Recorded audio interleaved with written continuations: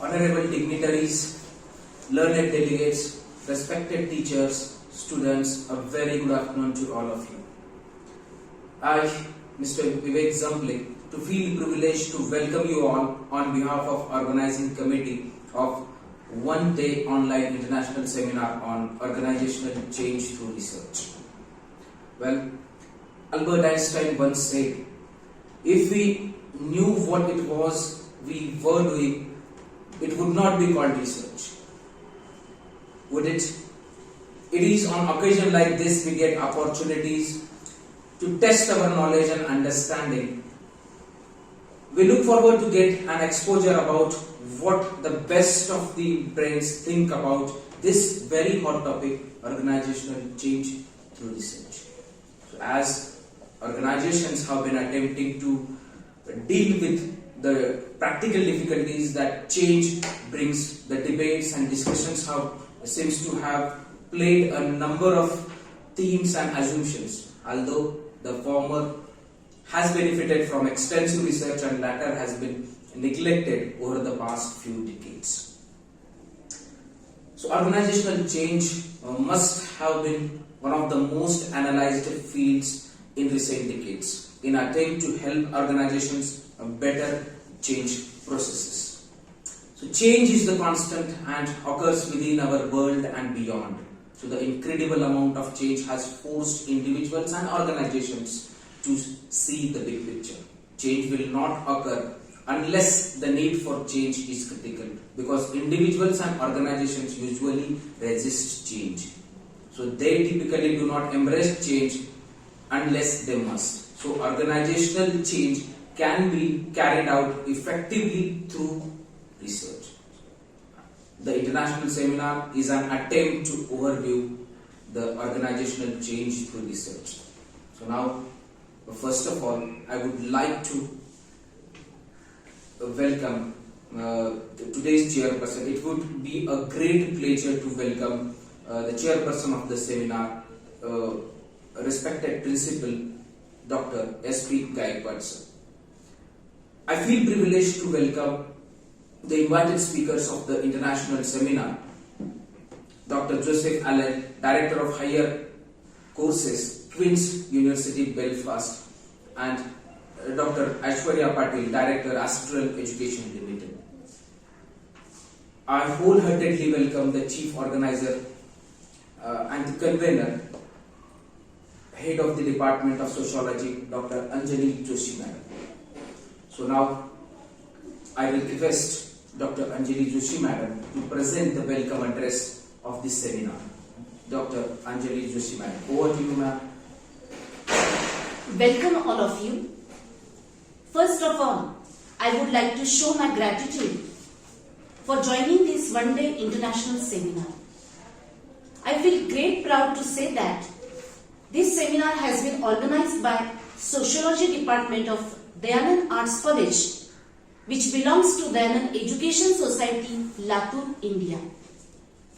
I bid a warm welcome to all the guests, delegates and speakers.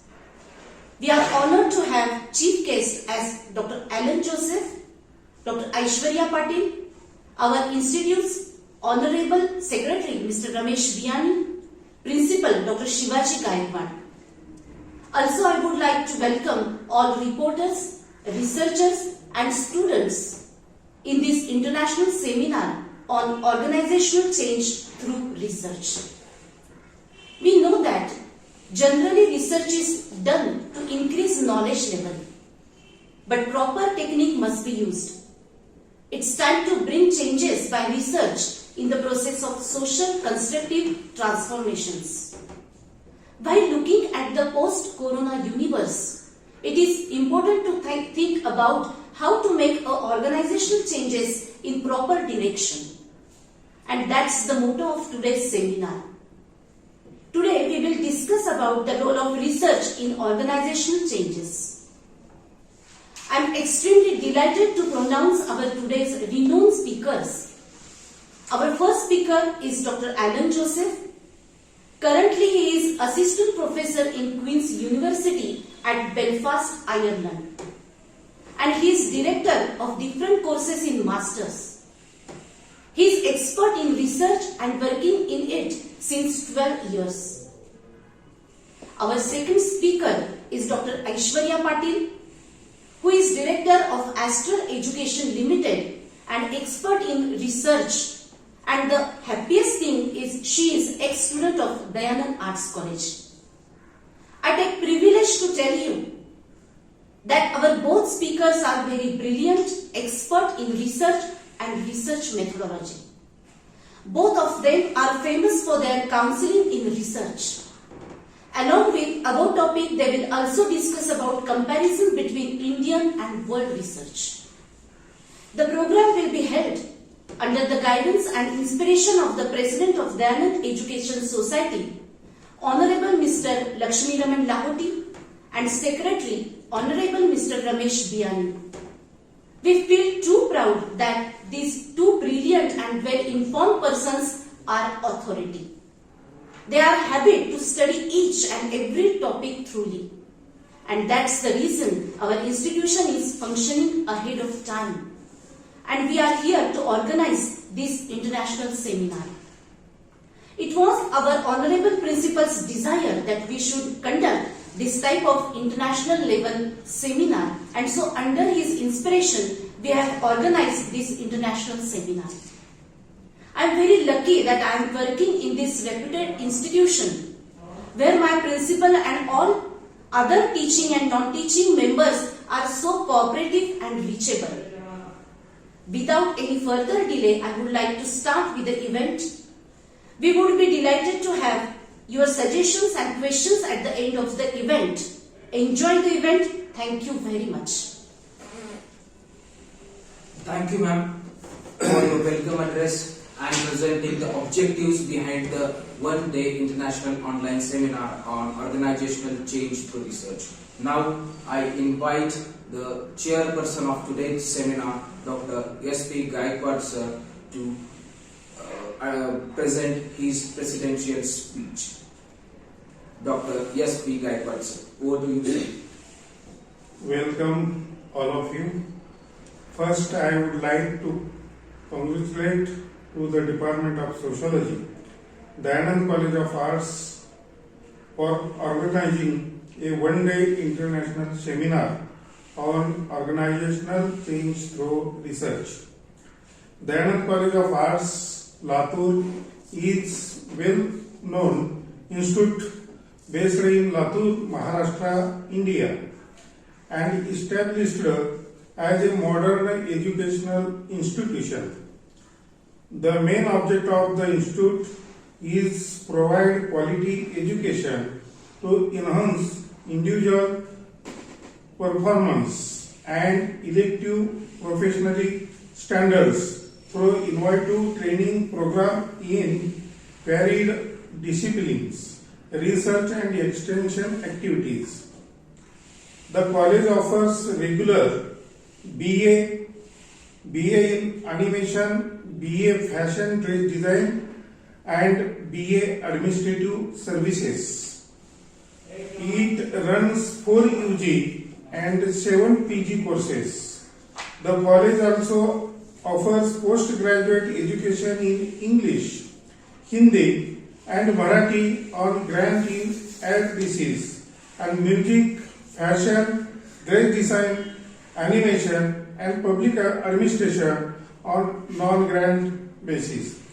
Faculty pursuing MPhil in Hindi is also available along with the recognized research center in English, Hindi, and Marathi.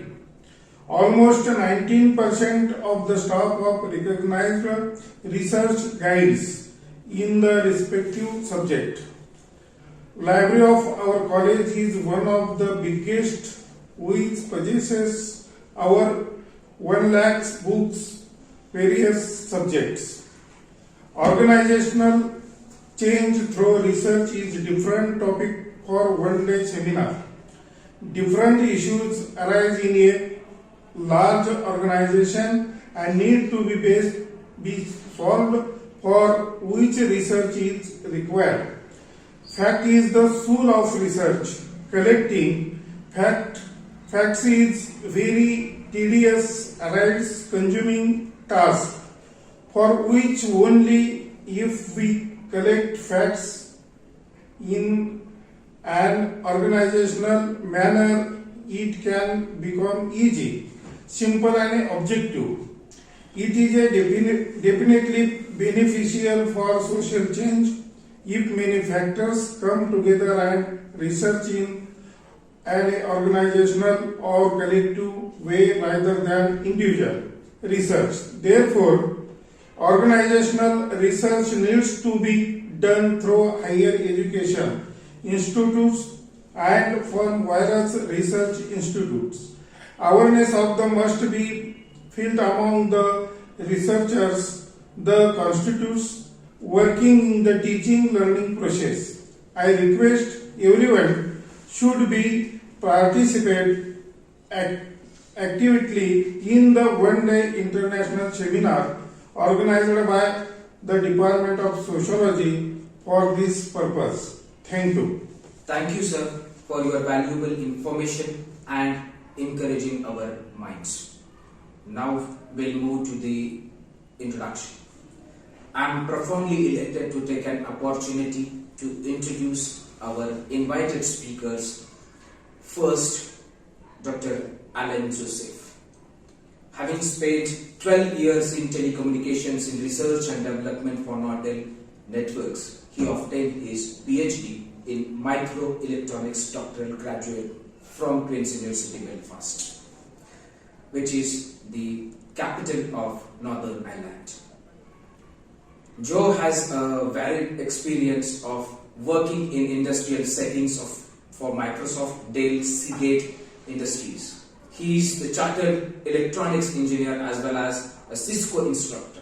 For the last 15 years, Joe had a number of roles in education sector as a teacher of mathematics and computer science in further and higher institutions. His current role is an assistant professor in Queen's University Belfast, where he is a director of course for the initial education of new lectures to the university. His course is accredited by the Higher Education Academy and confers fellowships of higher education on completion. Joe is a senior fellow of the Higher Education Academy. His research interests are in the areas of e-learning and e-moderation, as well as the development of teaching and learning applications for the use in higher educational institute. So we are fortunate to have such an invited, international invited speaker for our online international seminar. It will be my honor to invite Dr. Alan Sousav to present his views on organizational change through research. Dr. Alan Sousav, over to you, Alan.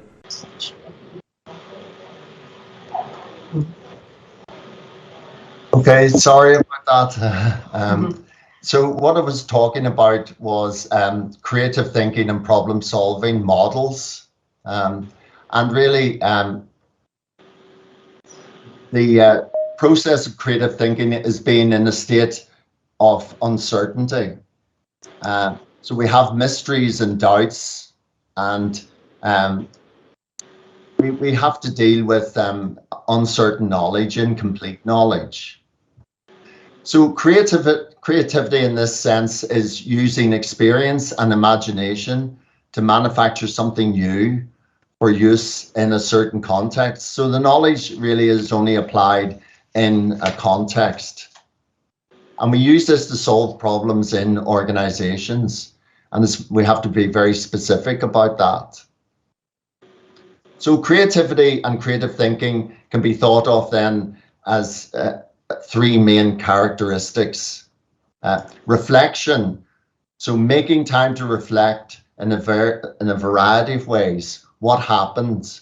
How can we improve things? What can we learn from what happened in the past? So if we always did what we always have done, then we'll always get what we always got. I think also we have to leverage picking out what we're really good at and pushing that. Often we work in multidisciplinary teams. So we need to look at the strength of each individual and bring that to bear on the research or the problem we're looking at. Also framing or spinning out things, putting spin on things that don't work. So very often if something doesn't work, that's quite valid. We can still learn from that, and we can learn from our mistakes, and we can move forward. So there are other quotations about creativity. So once we look at and start into research, then things can't go back to how they were before. So a mind that is stretched by a new experience can never go back to its old dimensions. So the very act of research is actually opening up our mind and doing things differently. Also, T.S. Eliot, we shall not cease from exploration, and at the end of all our exploring will be to arrive where we started and to know the place for the first time. In other words, we deepen our knowledge of the organization by research, and we deepen our own knowledge through research. Storyboarding the process. So we're taking stepping stones into the unknown. As your speakers said at the start, if we knew where we were going or we knew the answer, then it wouldn't be research. So research is about going into the unknown. It's about combining convergence and divergence thinking. So being narrow in our thinking, but also being wide in our thinking. Reframing, changing our perspectives, play with ideas. So young children in a kindergarten are very creative. Okay, they play with things. They're not told exactly what to do. There are very few rules. So play is important, and we have to have a sense of play and commitment to that. Making associations, combining combinational creativity, looking at other organizations and other disciplines and how they approach problems can be very useful. Mind mapping, visual representation of the problem, and I'll talk about a little bit about collage. So visualization is vital. So we tend to write a lot of text, but we can benefit from a visual representation of a problem as well. So you can have many structured ways of looking at problem solving. This is an ideal model, but they're mostly the same type of approach. We have to identify the problem first. Okay, is it our problem? Can we fix it? Define the problem by thinking of it. Who are the stakeholders? Who finances the research? Who has the resources, the knowledge, all of those things. Then we can generate solutions by brainstorming and looking at different perspectives, different points of view, different disciplines. Then we can develop some strategies and act on those strategies. And then at the end, the strategies could be interviews or surveys, because we're in social sciences. Could be in structured interviews, surveys, questionnaires. Then we can act on these strategies. And then the data we generate, then we can look and evaluate the data, and then that can inform our way forward. And it could be that we go through this iteratively a number of times and go around this cycle. So problem solving methods involve a cyclic approach. In other words, the first solution that you come up with isn't necessarily the best. What you need to do is to go around the cycle 2 or 3 times or more, just to generate new ideas, new solutions. Okay, so I mentioned 2 types of thinking: convergent thinking and divergent thinking. So convergent thinking then is what we generally think of as research. In other words, we're narrowing down the field, we're narrowing the problem. Okay, so it narrows things down and then chooses from a number of ideas the best idea, the best solution. And then by that means we arrive at a solution. Okay. Divergent thinking, on the other hand, is creating lots of ideas and lots of pathways, generates, so that could be brainstorming. Play is important, and then brainstorming. Possibility thinking, can we do things differently? And are there different approaches we could use? So that's divergent thinking. Mind mapping, as I mentioned earlier, making visual representations of the problem, and collage is what I'm going to focus on. Students in our PhD students, our research students, then I introduced them to the idea of creating visualizations of their research, because very often we have to read a lot of text around research, but I got them to actually create visual pictures of their research. And they brought different pictures together. This is one about women's suffrage in Northern Ireland. And it's a collage which is paper-based. So what the student did here was cut out a number of pictures and text and put them down to represent the research area that they were working in. This is another collage that was based on the application of novel human-computer interfaces. So once again, the student electronically got images and then put them into collage. So in this way, the visual representation of the problem area then can be brought about.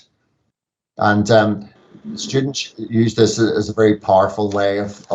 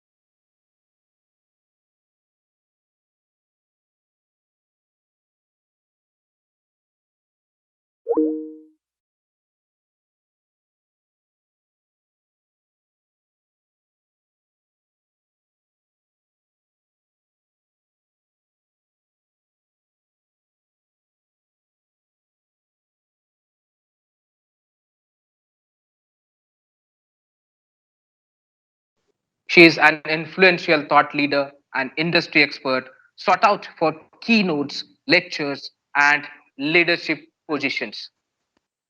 So I would like to invite the speaker, Dr. Aishwarya Patalwan, to address us. Dr. Aishwarya Patil, ma'am. Over to you, ma'am. Thank you very much for your kind introduction, and I am really delighted to be presenting in this seminar in Dayanand College of Arts, where I was a student of English literature once upon a time, and that gives me a real pleasure to do that. Picking up from what Joe has presented, I will pick up the thread and go through my presentation. It is shared. Yes. So my presentation will be focusing on qualities that a researcher must possess, as well as how to approach research in the organizational context. So let me get on with it. Yeah. Okay, so well, I will skip my contents slide, which is actually, I'm going to focus more on discussing the concepts here.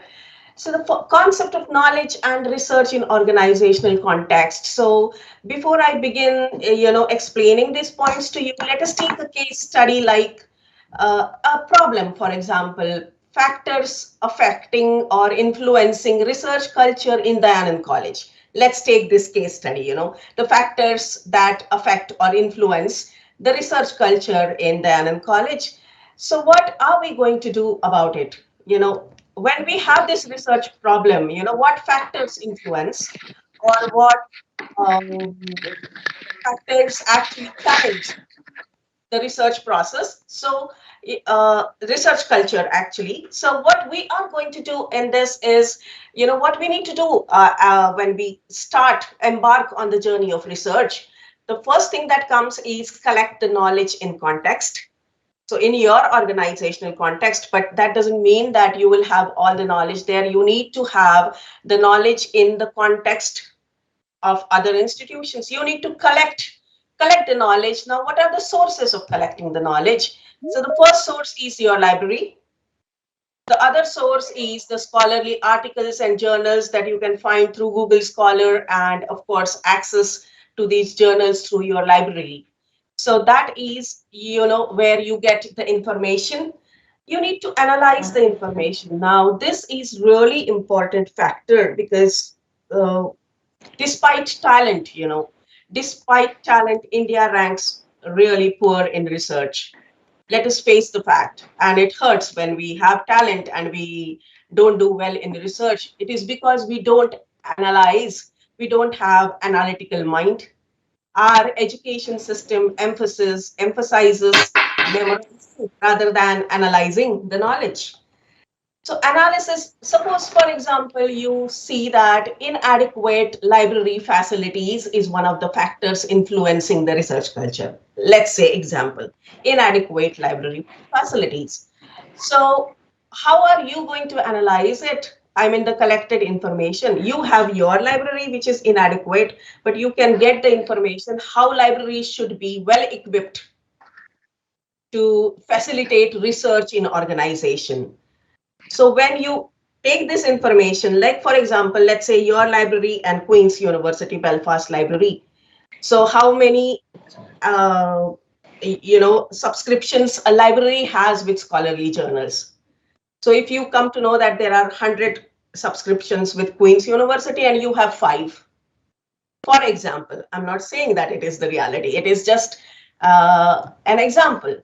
So 100 to 5. Then you understand, you need to analyze then what goes wrong. Why are we not subscribing it?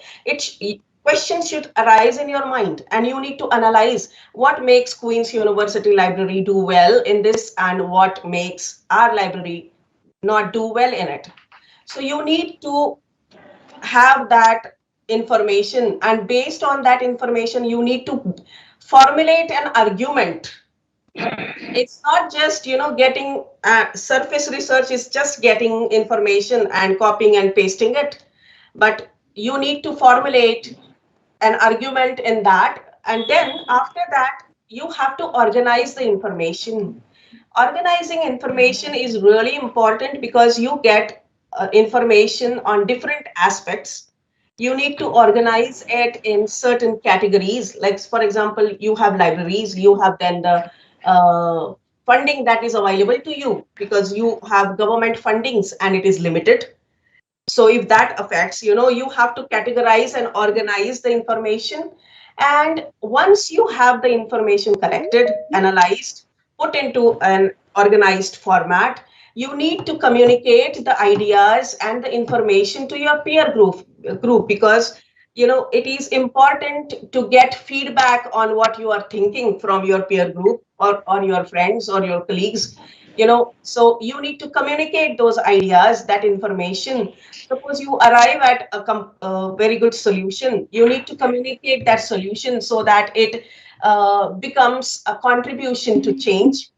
And then planning and organizing resources. You need to plan and organize your resources. So resources could be of several types. As you say, the resources are knowledge resources. You have, the scholarly articles, you have the government publications, you have the newspaper reports and all that. You need to plan and organize this. And then you need to understand your research design. Had I been personally presenting in the Dayanand College right now, I would have asked the students and the staff members that, do you understand the designing systems in research? Like research design, what is a research design? Research design is a strategy that integrates different components of research, a strategy that integrates different components of research in natural and coherent and logical way So you should understand the design of your research. Like you select the topic, you should understand that what system helps you, what design helps you in solving this problem. So whether it is a qualitative inquiry or a quantitative inquiry. In qualitative inquiry, then what helps? Is it semi-structured interview, focus groups, or ethnographic study, or the case studies? In quantitative studies, whether it is going to be descriptive statistics or it is going to be quasi-experimental or experimental, you need to know that. So, you need to understand the systems, the methodologies, uh, the design that leads you to the solutions. And problem solving, of course, Joe has talked about ideal problem solving and the cyclic way which you have to go. But I would add to it one thing. What happens usually that we fail in solving the problems because we focus too much on the effect of the problem rather than the problem itself. So the effect overwhelms us and we forget the cause of it. So understand the problem. Understanding the problem actually half solves your problem, and then you can have the cycle which Joe has explained in his presentation, the ideal way of cycles. But you should not go away from the problem, not focus on the outcome of the problem, but actually go to the root of the problem. And you need to use technology. It is now part and parcel of our life. Pandemic has changed our life and we are using more technology irrespective of the disciplines. Earlier we used to say that IT techniques and these teaching aids or research aids are just science students who use it, and we are students of sociology, we are students of English literature, we are students of public administration and all that. We don't have to have IT skills.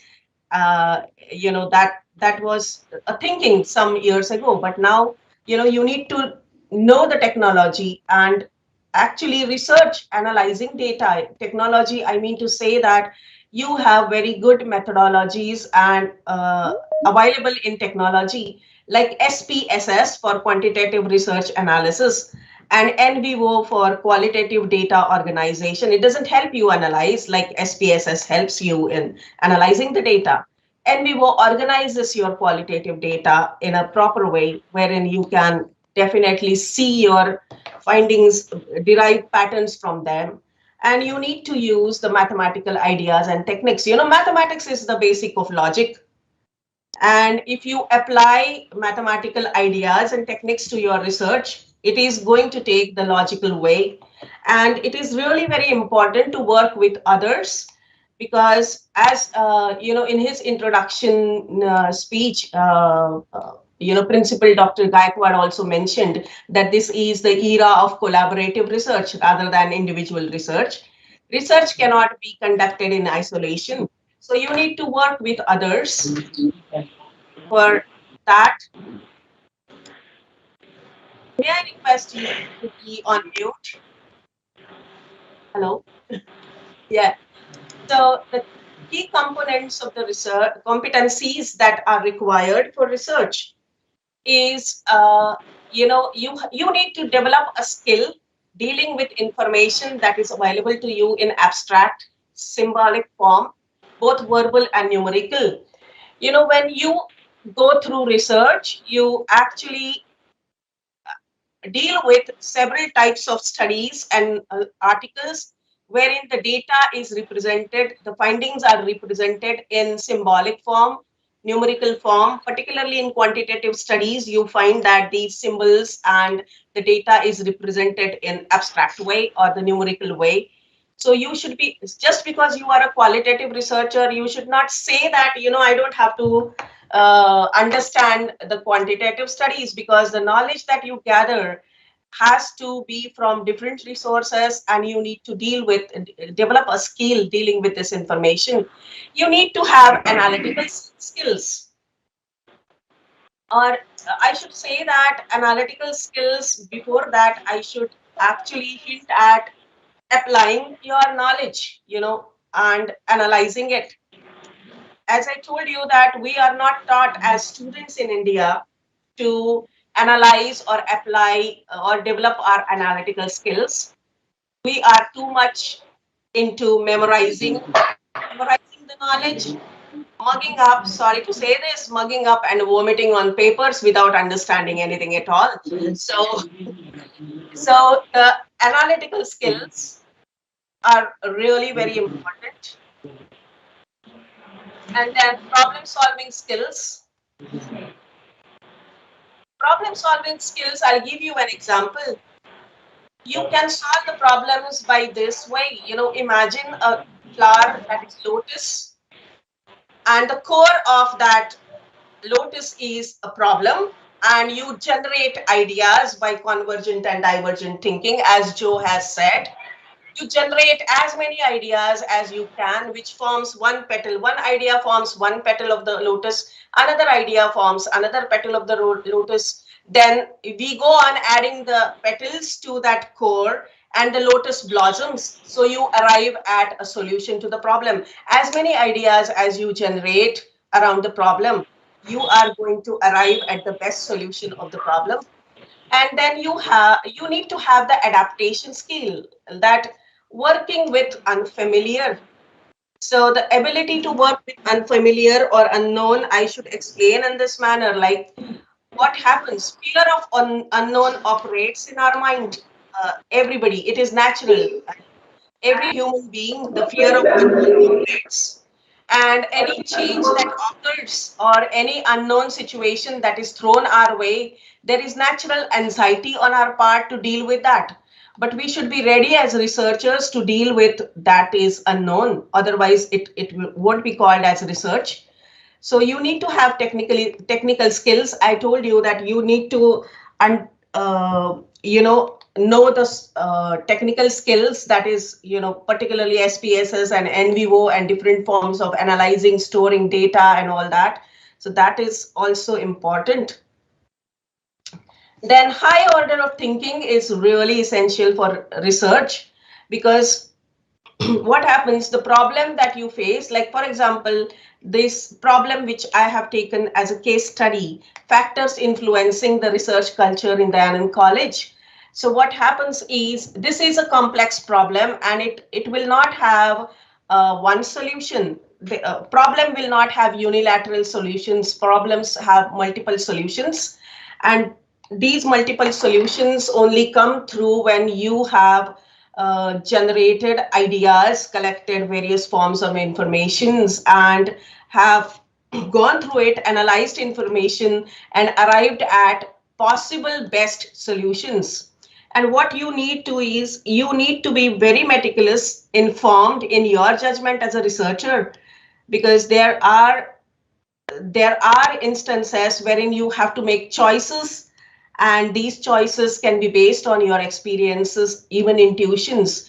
Great scientists have worked on their intuitions and have made important discoveries. So when we mention Edison or Einstein or Newton or even Aryabhatta and other people, the Indian scientists, they have worked on their intuitions, and that's the reason why important discoveries were made.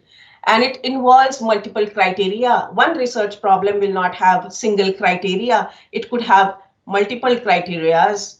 And of course, it entails uncertainty. You embark on a research journey thinking that, the possible solution will be this, but you might end up in unknown territory where the solutions are completely different from what you expected them to be.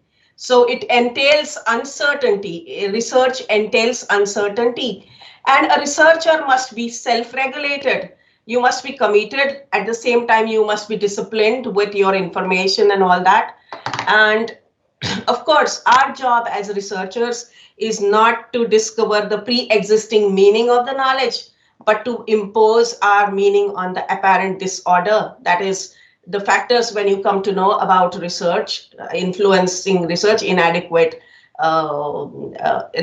ill-equipped libraries, or lack of funding, or lack of knowledge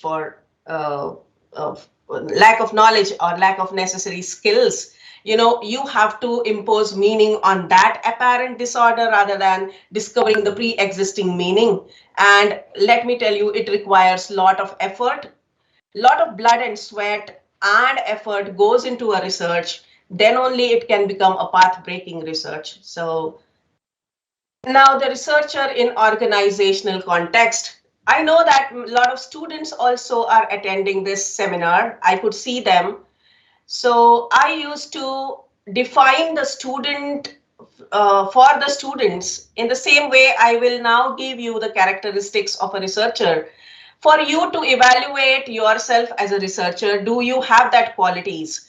Are you a researcher or acting the role of a researcher? Then will come the question, are you a bad actor or a good actor? So I will recite the Sanskrit Subhashit that defines the student.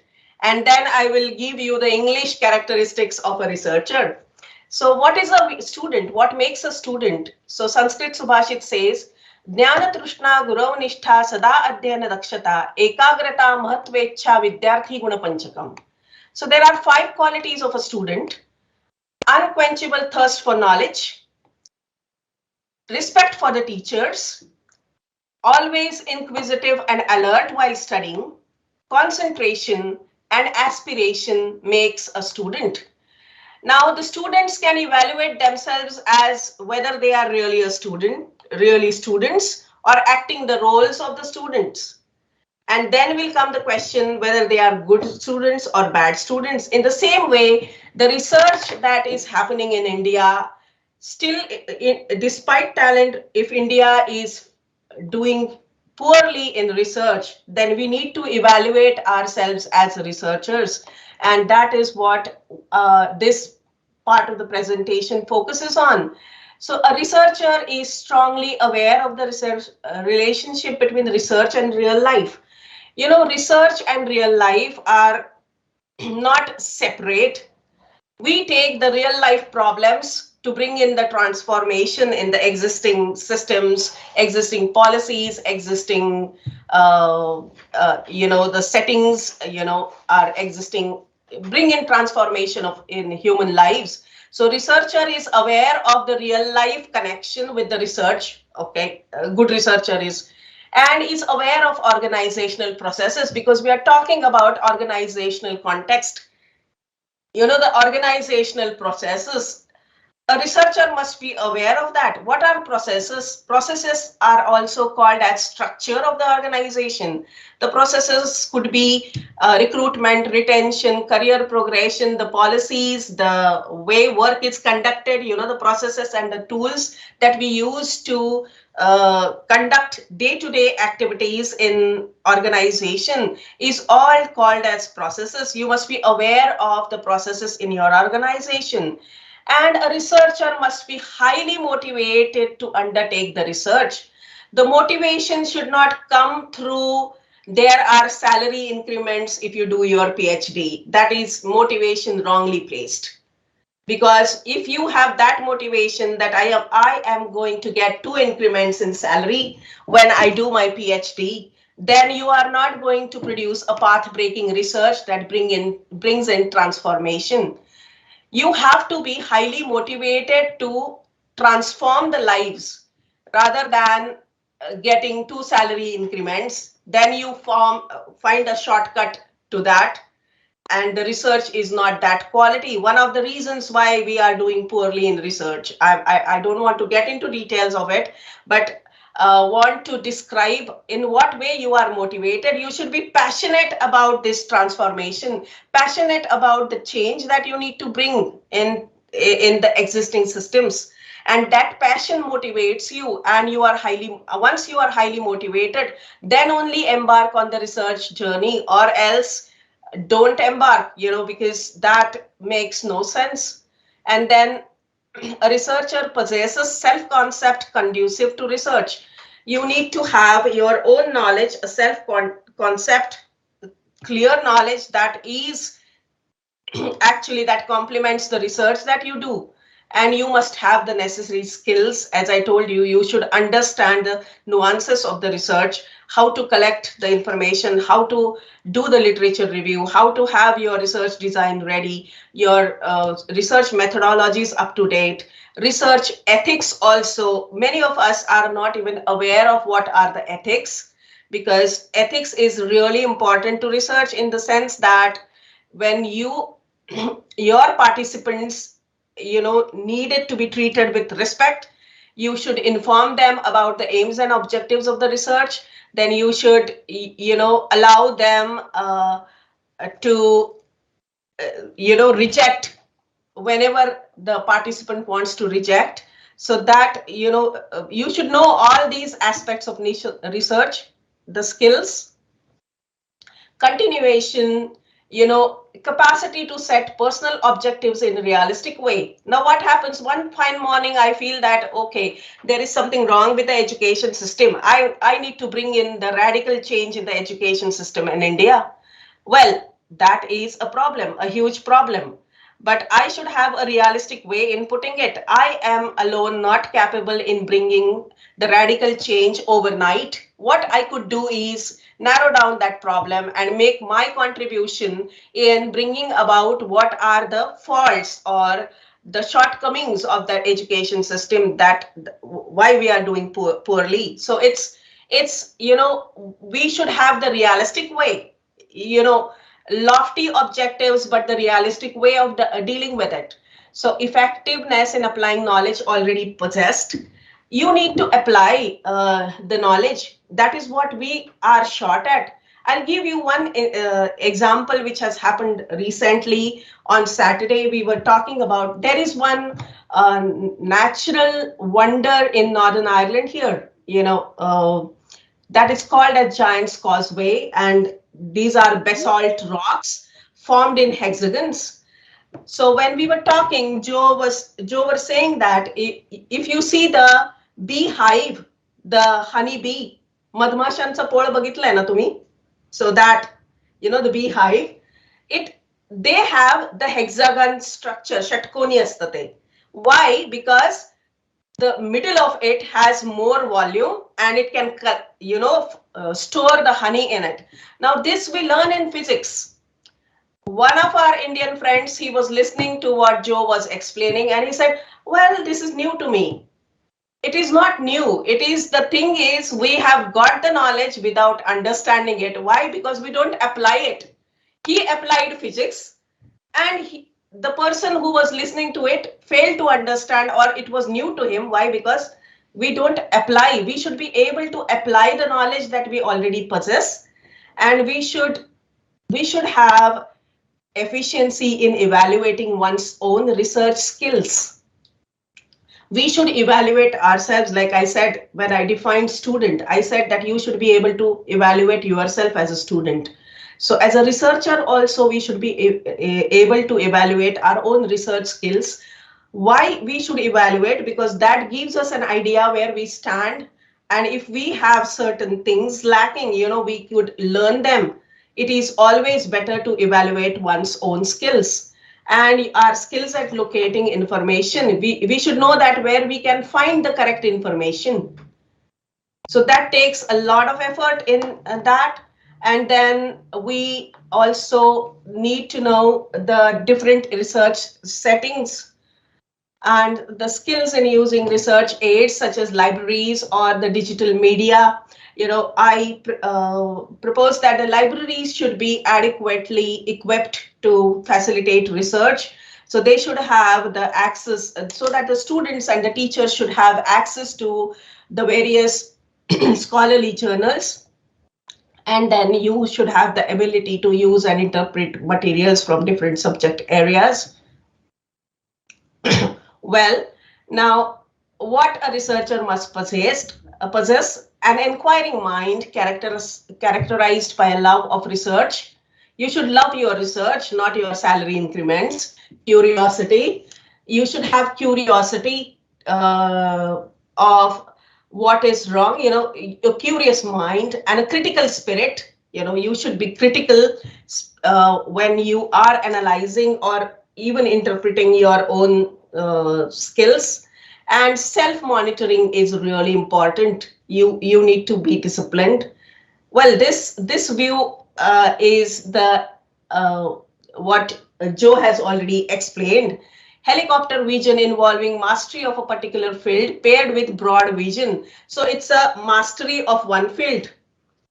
Like you are you are doctorate in sociology, you have mastery in, like, I know Anjali's thesis is on child labor. So you have mastery of that child labor. So you have that helicopter vision, mastery of that particular field, but a broad vision and interconnectedness of other fields. You should have narrow and then the broad vision. You should be able to carry out your research and apply it in different settings. Need not necessarily be in the same way, but that has to be done. So information literacy, including skills in locating, retrieving, decoding from, this is all related to information. I will not go. So research skills focused on deep research. There is a difference between deep research and a surface research. Surface research consists only acquiring information, acquisition of facts, whereas deep research is actually involved that your specific knowledge is applied in novel situation, not just in one identical situation, but in different situations, and a personal urgency, to bring in the change, to bring in the transformation. You should have the urgency in driving from a favorable self-concept, self-organizing skills, and a positive attitude in researching. A positive attitude, differently explained by Joe, like you might not get the desired solutions, but you should take a positive view of it, that you have learned something out of it, the negative outcome. Every negative outcome has. This is for you to read and understand. A researcher, it is the vertical integration and there is a horizontal integration. The researcher acquires self-image. Let me tell you that research is not just, you have done it and it is over. It is ongoing process. It has to continue. It has to continue consistent. It is ongoing process. So it is lifelong. A researcher considers themselves as lifelong researchers, and then change produces positive motivation for further research. One research outcome that is positive, that contributes to change, it motivates you to the further research. And then researchers, I told you, that is ongoing process. Then they gain experience in planning further research, evaluate their own research, and they can identify further steps. And in horizontal integration, what happens? Researchers regard research in life as relevant and formal research. Researchers can research in a variety of settings, not in one settings. You can, once you conduct research, meaningful path-breaking research, you are well equipped to conduct that in a variety of settings. Then other researchers as valuable source of knowledge, like I can learn from you, you can learn from me, I learn from Joe, we learn from each other's. Other researchers are really valuable sources of knowledge. And then the researchers can integrate material from different areas. You can integrate materials to arrive at problems, and they evaluate their progress in terms of broader societal criteria. So that's the end of my presentation. Thank you very much.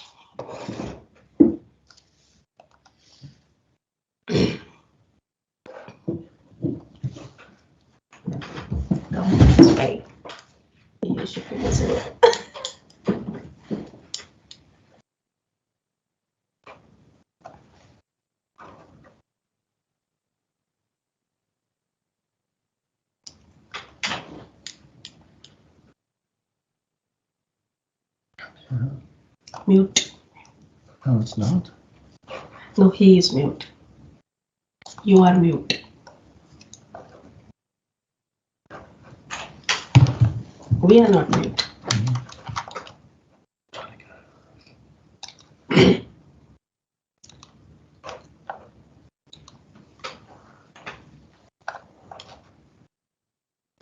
You are not visible, Joe. Come here. Yeah. The camera, I think we should move a little bit. So I can't hear.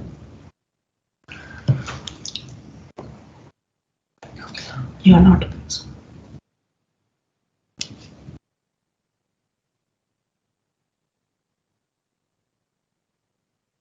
Joe, sir. Yeah. Am I audible? Yes, you are Yes, now. Yes. can hear you Ma'am, now. thank you. Yeah, thank you, ma'am, for your excellent speech. And I hope your address would have paved the way to understand the concept of organizational change. So thank you, ma'am. Next, the session is now open for question and answer. Yes. So anyone has questions regarding any queries regarding this, they can raise your hand. Delegate students, I request all the delegates and students and this staff to ask the question. Hello, Dr. Aishwarya. Yeah. Yes. Aishwarya, Hmm. Marathwada is political and educational backward area Yeah. and less awareness of research. Yes. My question is, how should we increase awareness about research in organizational content? Organizational. Sorry. How should we? Can you please How come should again? we increase awareness Yeah. about research in organizational content? In organizational content. Okay. Yes, I understand it is politically and educationally supposedly a backward area, need not necessarily be really backward area because research skills are lacking in Pune also because I have been in Pune and I have seen people. So creating awareness is actually, I think you should be able to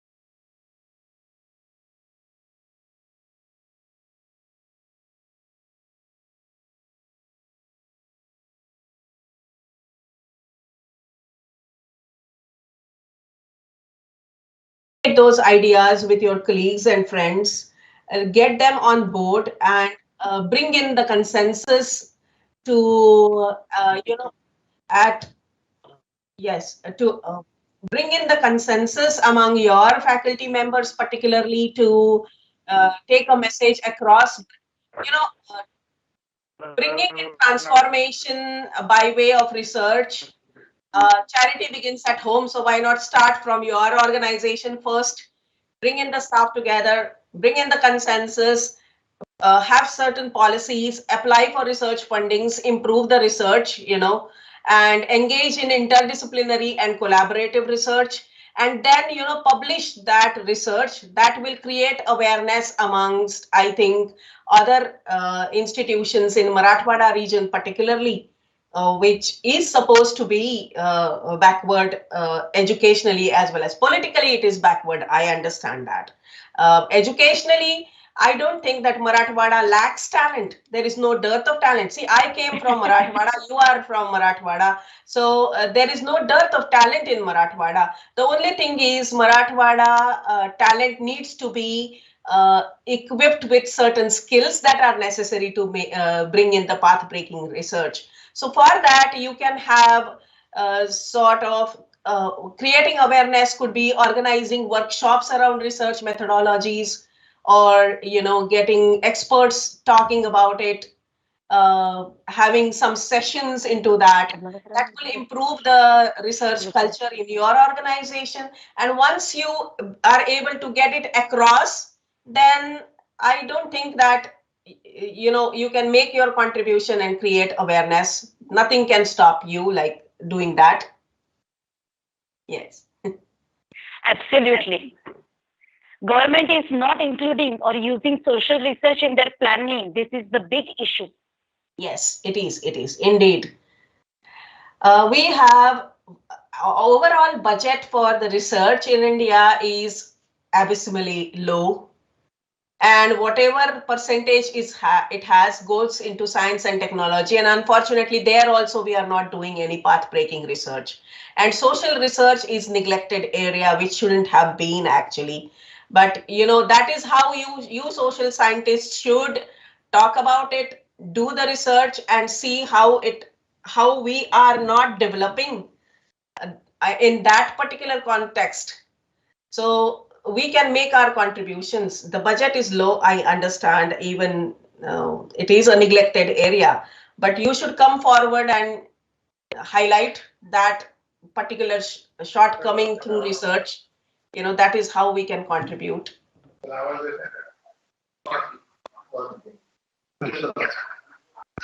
So my question is to Joe. Yeah. Which kind of research is really instrumental or effective in bringing organizational change? Okay. Okay. I spoke a little bit about knowledge and knowledge in an organization, but the research has to be contextualized. So there's no point in bringing in a model or bringing in a change that won't be successful in that organization. So what you need to do is contextualize your research so that it works. You get something that'll work in your organization. You need buy-in from the stakeholders, the people who are in control, the senior management. You need buy-in from the students, the lecturers, and anyone who has a stake, who's a stakeholder. So you can't really impose solutions that inherently aren't contextualized and won't work. So what you need to come up with is then a solution that everyone agrees, and the possibility then of success is very high. Okay, so the research needs to be based on knowledge in that organization, but also the research needs to be informed by the participants and by the stakeholders, and then that is the way to success, and that's the way to making change.